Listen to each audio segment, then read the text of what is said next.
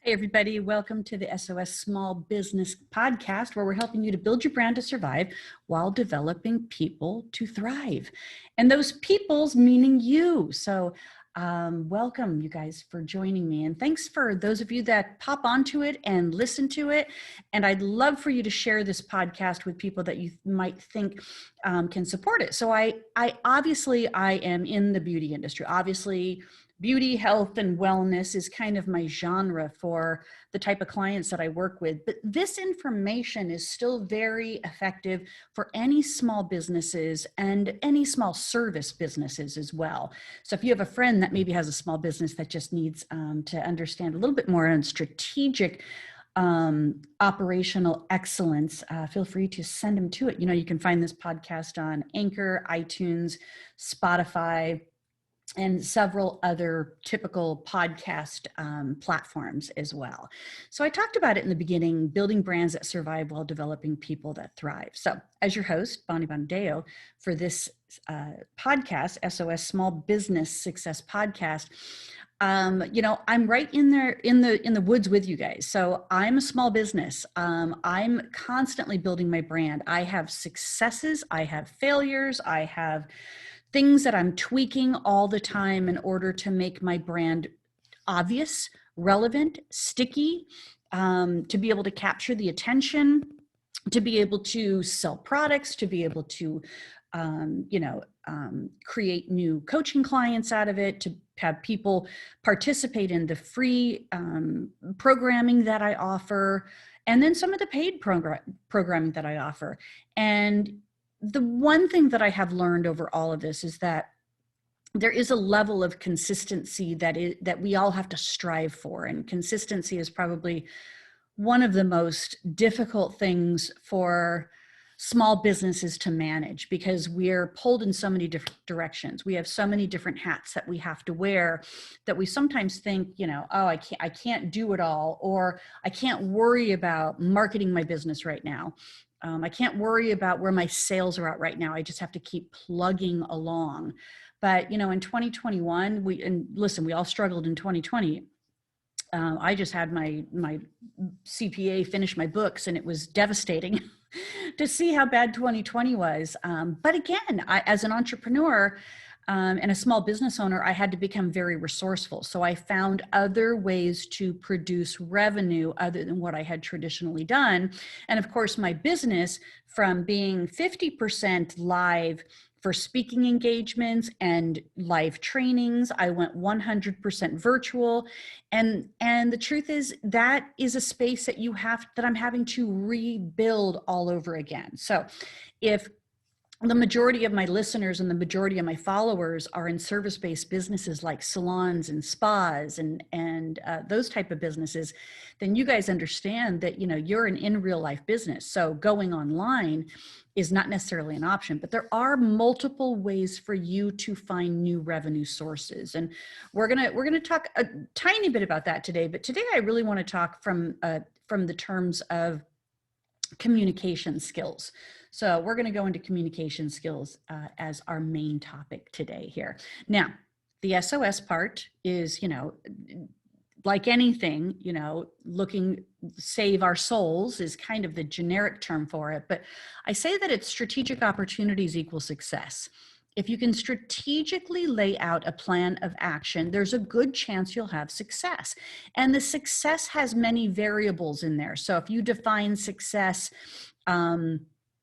as a very high level of achievement that you're wanting to achieve, then you have to be able to say, how close did I get to it? Did I make it? Did I get close to it? But even any level of success that you've had, you should be very proud of at this point. So, I just came off of a particular campaign that I was working with, and I actually had zero success in this campaign. And anytime you have that kind of success, listen, I could sit there and beat myself up and say, oh my God, that was a total failure. I guess it's really not what people want. Maybe the price wasn't right. I didn't necessarily put myself out there and share it in a live sense. I just did posts and one ad to share it, but I didn't put myself into it. And that could have been part of the problem. So instead of like saying, oh, I'm a failure, or nobody wants this, I'm going to just, bail on it at this point. I'm never going to, promote it again or do it again, or what a waste of time that was. I evaluated where I may have failed in my efforts. And then what I can do is I can tweak it and try it a different way and see if I get different results. Okay. And I kind of knew going into it, what I should have done. I just didn't want to take the time to do it. I wasn't in the mindset to do it, frankly, you guys. And that's really one of the strategies that I talk about a lot. And you're going to hear some more mindset coming up, and I've got some guests coming on that are going to take on some of these categories as well. So here's the SOM strategy that I try to focus on each and every time: sales, operation, mindset, marketing, and education. Okay. So last week I took some time off, and I didn't put myself under pressure of, oh, I've got to still do the podcast while I'm gone, or get 2 of them in the bank before I leave type of thing. I just said it was okay that I skip it. And really the truth is I'm combining 2 very solid conversations today from sales and marketing. And as you know, I really reference sales and marketing in a similar bucket. Sales is marketing with a plan. Okay. And marketing is sales with a plan. So it's kind of, they both go hand in hand here. But I combined them together today because I wanted to be able to talk a little bit more about that sales conversation, or the way that we are communicating, and is it effective or is it not? Okay, is it effective or is it not? So our actual outline today is mapping out the treasure. Okay, now honestly, if I didn't have to work and I won a bunch of money or came into a bunch of money, I would literally want to go treasure hunting. So whether that's on land or in sea, I want to go find gems buried in mountains, excavate mountains to be able to find gems. I like watching those shows on TV where they're like, in an emerald mine, or they're finding amethyst and things like that. And then of course I love the shows that they're more by the sea and they're mapping out treasure. They're trying to find ships that sunk that they believe have treasure on them. Like that to me would be like the ultimate of saying, I'm going to live out the rest of my days just looking for treasure. And even if none of it shows up, how exciting that would be. And we look at it from this standpoint that mapping out the treasure is like, oh, well, there's really no treasure. It's, it's all a farce here. And, this treasure map that we talk about from a very or fictional standpoint is that it somehow is leading you to or mark this location of a lost mine, or a valuable secret, or a hidden locale. And more common it is fiction than it is reality. But your business is a reality, and you need to start mapping out your profits, okay? There is treasure to be had, and you need to start mapping it out. You need to start bringing it to life and making that connection with your treasure map here. So sometimes when people say, you need to do a strategic plan, or you have to have a business plan in order to do this and that. Oh, listen, we don't have time for that. We have to be in action. But sometimes we do need to map some things out. So make it fun, create like a treasure map type of thing. Now, we know, first of all, that there's one very distinctive way to map out profits, and that is a strategic alignment to doing something to get a certain amount of results. And here's like an example of that. In order to find the profits, you would need to increase your sales. So if you want to make more money, or you want to have more bottom line profits, you need to increase your sales, period, done. And I really do believe that a lot of times in the beauty and wellness industry that we're all like, I'm not in the sales business. I don't want to sell. Selling is not what I do. It's artistic what I do, or creative what I do. No. Truth is, you are selling. You are either selling or you're not selling. Okay. And you guys are way better at selling than you're giving yourself credit for, okay? Every conversation you're having with a client is selling them on how to maintain their hair at home, how to have better, how to keep their hair blonder, how to keep color in longer, how to book more frequently to be able to prevent, gray coverage or brassy tones type of. You're selling. What you're doing is you're selling a solution for them in regards to that. So you're doing it anyway. Don't look at these other things like upselling new services or upselling toners or deep conditioning treatments or home care products. Don't look at that in a way that it's negative to the client, because if you always provide it in a solution-driven approach, then all you're doing is helping them overcome problems that they may be dealing with, okay? So increase your sales, very strategic way to do that. The other way is decrease your expenses, okay? Maybe not so easy to do that right now, but I'm gonna challenge all of you to look at where you're spending money that you don't need to be spending as much of it, or you don't need to be spending any of it in these particular arenas, okay? So plan out, make a list of everything you have going on as far as expenses. And this is a good time to do it, okay? Because 2021, I think, is still going to be a volatile year for us as small businesses. So it's going to be a while before we're going to kick back up. Some of my clients told me that their end of 2020 was more like 2016, 2017 sales. So we kind of reverted back 3 or 4 years of where our businesses were at, and which means that we do have the ability to build it again, but we're going to have to build it in a way that is really looking at how do we get the sales back, okay?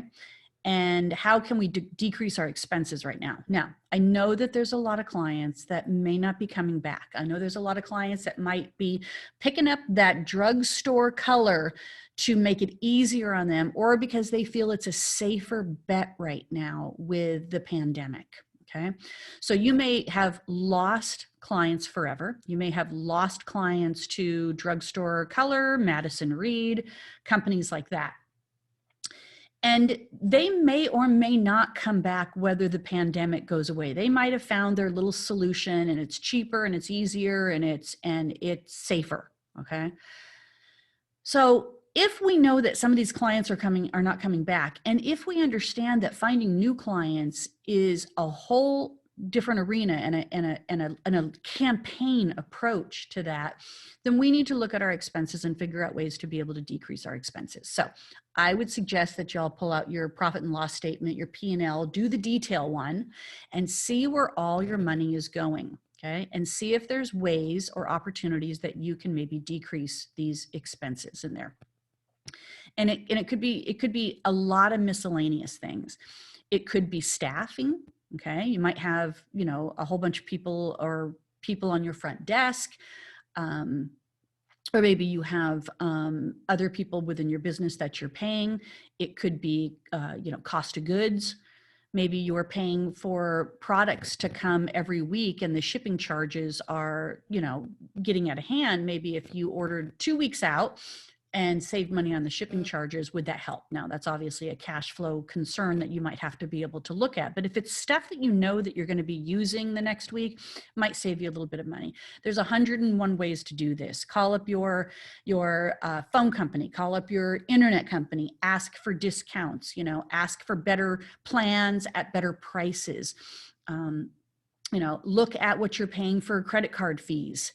And talk to those companies and see if there's ways that, having been in business for a certain amount of time, is there ways that you can get discounted prices? Or now's the time to maybe shop around and be able to see where you can decrease your expenses. So I challenge all you guys to do that and look at it. So increase sales, decrease expenses, that's a whole category in itself. We'll talk more about that as we progress on with this podcast over time, and each and every week there's always ideas in regards to this. But here's the thing, you got to do more services. Now, we're in a business, if we're looking at it from this service-based business, you got to do more services. So there's only 8 hours in a day, say, that you have on your books type of thing. How do you get more services within that 8 hours of a day? And it's upselling, clients on services that maybe they didn't plan for, but you have the time to offer them in that moment. It's upselling them on take-home products to increase your retail sales. There's always that opportunity to find more customers. But again, we'll talk about that as a whole campaign. And then, of course, finding ways to cut costs, or in the end, you might really be in this position that you have to raise your prices. Okay, you might have to have the raise my price conversation here. Okay, and all of those things are easy, right? Not necessarily. They do require you to strategically look at one part of your business at a time. Now, I would never recommend that you take all of those on at once. As a coach, when I'm working with my clients, I always say one thing. We're just going to focus on one thing for the next few sessions until we see that we have achieved some level of success or results. Okay, I don't put all of those things on my clients at any one given time because it can be overwhelming. So we'll look at the number of services that they're doing in the time that they have. We'll look at those ratios, or we'll look at their retail dollars to service dollars, and we'll figure out ways to be able to say, you know, let's just spend the next couple of weeks. You're going to campaign with your team to be able to sell more client or sell more retail, or maybe it's a new client campaign, or we look at ways to be able to cut costs, and or if it's looking at ways to be able to raise prices, do they need to be raised across the board? Can some of them just be raised? How do we balance this out in there? All of these are very big conversations and require a strategic process to complete and be successful with, all right? So the second way should be easier, but it's not really easier by default. It's called communication. And one of the ways that I see that we're not strategically managing a better bottom line and increased profits is because we're not effectively communicating well. So if we look at a way to be able to map out better communications, then we might be able to increase profits just on what we're already doing without having it to seem like it's got to be all strategic or mapped out. But we do have to be consistent with this. So ideas would be like, a new client campaign. Ideas would be like starting an email, a targeted email marketing for all clients that maybe come in for gray coverage. And when I say communications, what I'm saying is that sometimes it's building content to be able to market. Sometimes it's absolutely just communicating while they're in the chair, or in a case where there's a lot of independence in our industry, communicating via text, which I'm never a big fan of.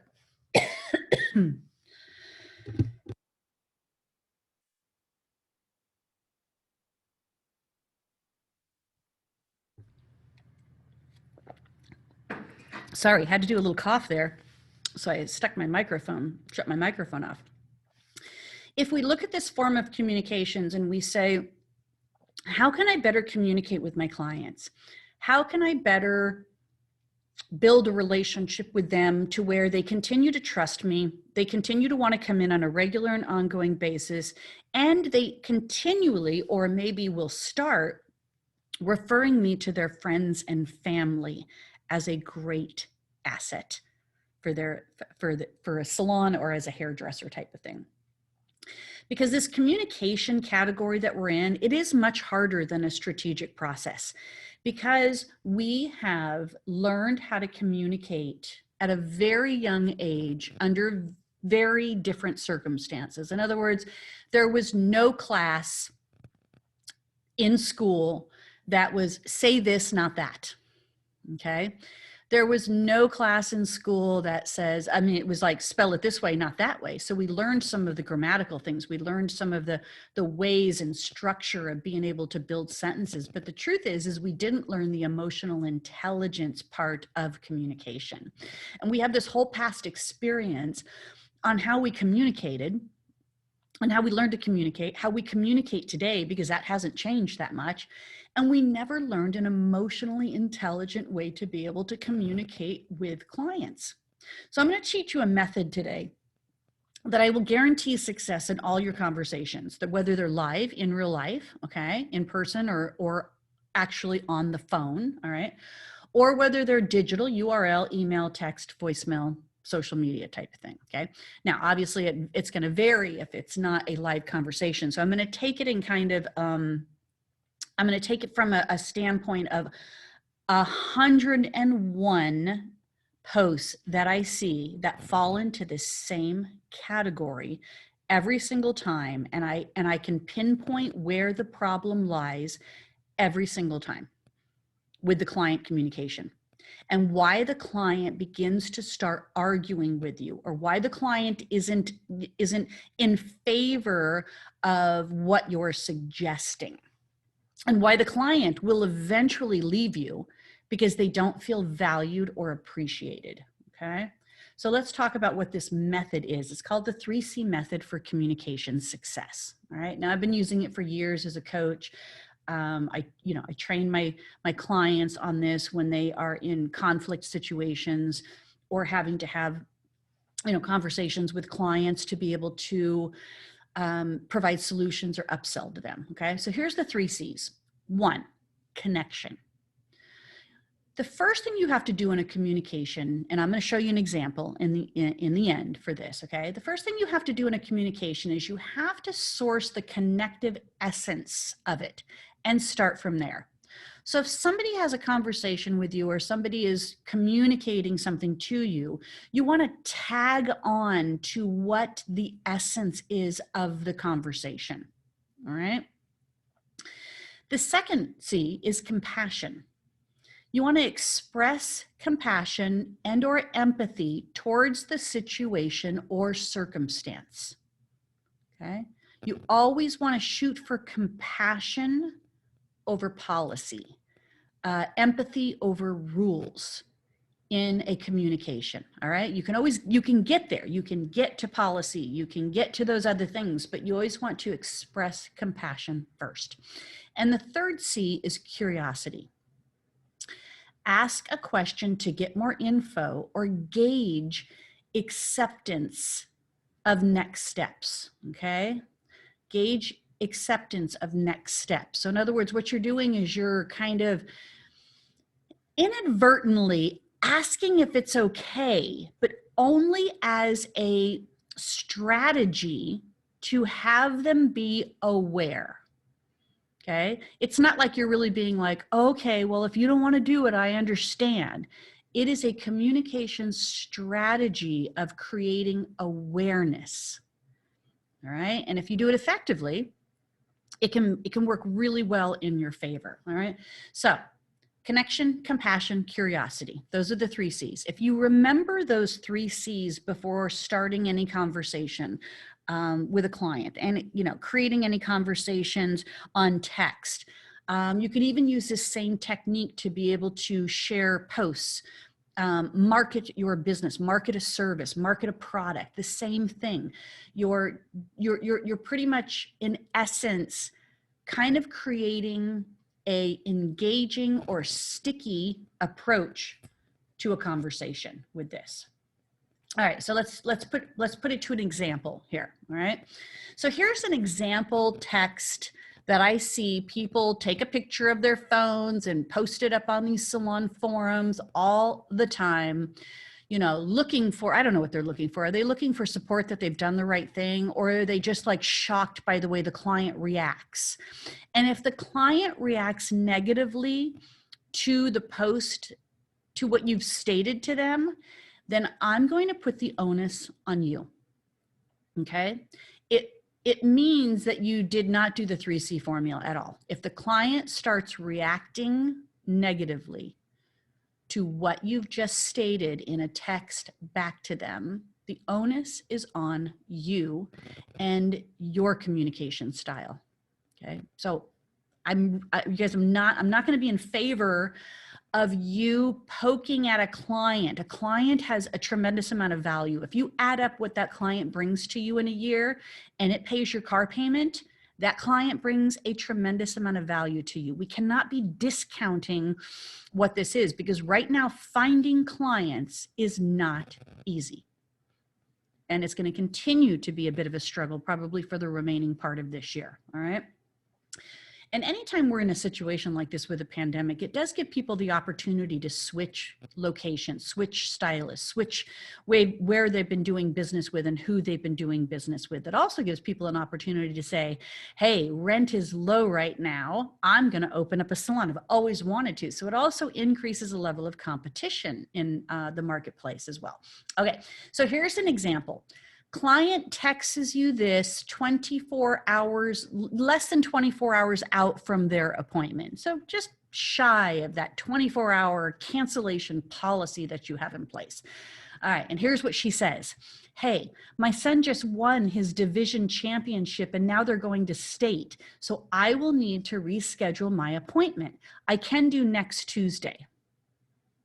All right, that's the text. All right. I'll read it again. Hey, my son just won his division championship and now they're going to state, so I will need to reschedule my appointment. I can do next Tuesday. Now, typically this is what I see most hairdressers reply to the text. I will have to charge you a cancellation fee since it's less than 24 hours out and I'm booked on Tuesday. So I want you to be honest. I want you to really be honest right now in this moment as you're listening to this. How bad does that sound to you? How bad does that sound to you? And what's missing?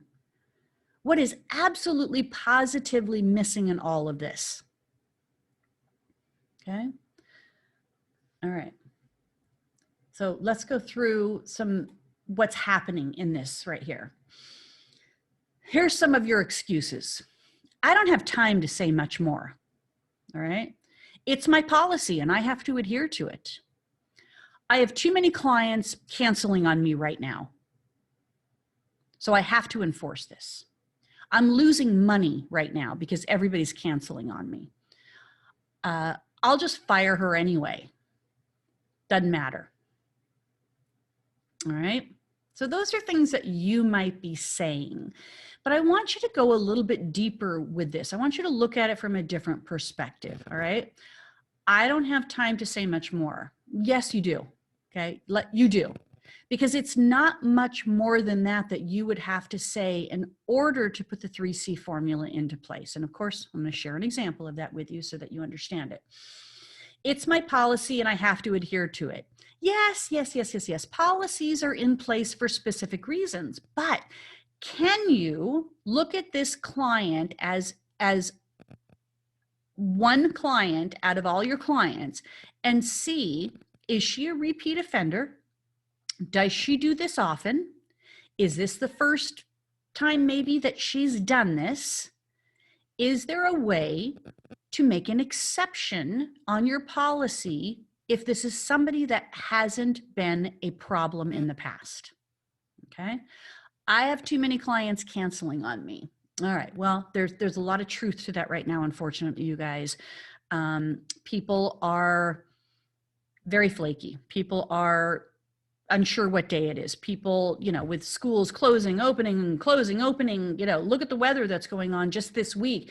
There's a lot happening right now that is having people be a little bit more unstable in their commitments. And so again, this is where compassion comes in with the 3C formulas. We just need an overriding level of compassion right now because there is a lot of canceling. However, start paying attention to the repeat offenders. Start paying attention to the repeat offenders, not the ones that have done it for the first time. And then you put them all in this big ass bucket that says, everybody's canceling on me right now. Okay. I'm losing money right now. Yeah. In fact, you are losing money, but I'm trying to prevent you from losing long-term money with this approach. Okay. You might not be getting that client's money in tomorrow, based on her canceling on you, but you could have that money next week if you handle this right, if you find a little bit of compassion in regards to getting her rescheduled. Okay. And, and again, there's no reason to be firing a client unless they are rude and abusive, or, their payments are not going through for some reason. things like this. All right. Or they're just a client that you cannot satisfy anymore. Then there's always exceptions to those rules. But usually a great conversation and the 3C formula conversation can help get past some of the struggles that you're having with these clients that you feel like you are not managing well. All right, here's what she feels. This is what she's thinking in her head, okay? So I'm going to make a statement here. And the statement is, we judge others by their actions, but we judge ourselves by our intentions. Okay, we judge other people by their actions, we judge ourselves by our intentions.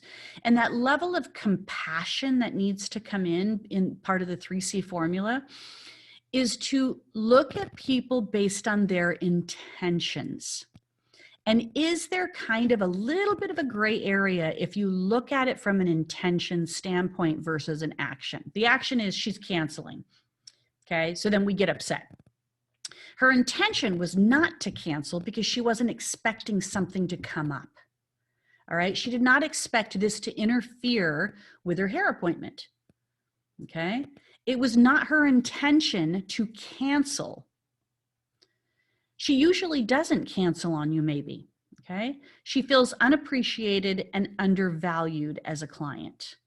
And she will find somebody else that will appreciate her and value her sooner than later at this point, because we're all kind of fed up. We're just living in this mindset right now that we're just fed up and I'm not going to tolerate as much as I've tolerated in the past. So she'll leave you sooner than later. Okay. All right. So let's go back through it with using the 3C formula here. So again, here's the text. Hey, my son just won his division championship and now they're going to state. So I will need to reschedule my appointment. I can do next Tuesday. All right. So the connection piece is on the very top line. So what she's doing is she's telling you that her son won this championship and now they're going to state, which is interfering with her appointment. Okay, so now she's needing to reschedule. So the connection piece that you need to do would say something like this. Wow, congrats to him. Okay, I want you to just stop for a minute and I want you to feel how different that is. Wow, congrats to him. Okay, it's 4 words. 4 little words that you would add to your text in order to create a connection with that client that says, I care about you. All right. Compassion. Compassion has a couple variables in there. Compassion could be really compassionate towards her or compassionate towards you. All right. And a combination of both. So here's the compassion piece that you'd say. Since it's less than 24 hours, I usually charge a cancellation fee and I am booked on Tuesday. So I've stated my policy and I've also stated that Tuesday doesn't work for me. Okay, so now she's very aware. There's a cancellation fee when you book less than 24 hours out. I've educated my client and I've also informed my client that Tuesday doesn't work. Here's where curiosity comes in. All right, here's where curiosity comes in. However, if you can come Wednesday at 10, I will waive that fee for you. Okay. So now I'm asking her, and what she's reading is, okay, I can't do Tuesday, but because I canceled on her and I don't want to get a cancellation fee, I am going to make this work Wednesday at 10.